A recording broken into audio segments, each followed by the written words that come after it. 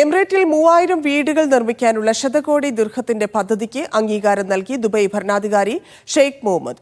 പുതുതായി വിവാഹം കഴിഞ്ഞ ദമ്പതികൾക്കാണ് വീടുകൾ നിർമ്മിച്ചു നൽകുക. 540 കോടി ദിർഹമിന്റെ വമ്പൻ പദ്ധതിയാണ് പ്രധാനമന്ത്രി കൂടിയായ ഷെയ്ഖ് മുഹമ്മദ് ബിൻ റാഷിദ് പ്രഖ്യാപിച്ചത്. കഴിഞ്ഞ ദിവസം അംഗീകാരം നൽകിയ ഷെയ്ഖ ഹിന്ദ് ഫാമിലി പദ്ധതിയിൽ സഹകരിച്ചാണ് വീടുകൾ നിർമ്മിക്കുന്നത്. യുവ എമിറാത്തികൾക്ക് വിവാഹം ചെയ്യാനും മികച്ച താമസ സ്ഥലം ഒരുക്കാനും പ്രോത്സാഹിപ്പിക്കുന്നതാണ് പദ്ധതി.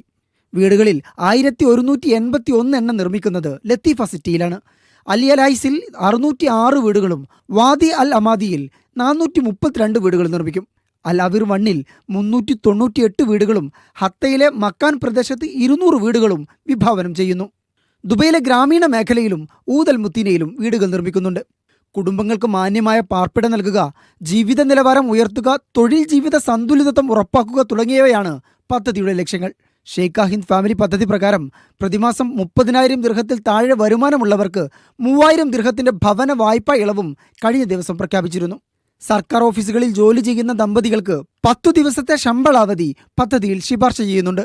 തൊഴിലെടുക്കുന്ന മാതാവിന് പ്രസവാവധിക്ക് ശേഷം 1 വർഷം വെള്ളിയാഴ്ചകളിൽ വീട്ടിൽ നിന്ന് ജോലി ചെയ്യാനുള്ള അവസരവും ഒരുക്കുന്നുണ്ട്. Media 1 Dubai.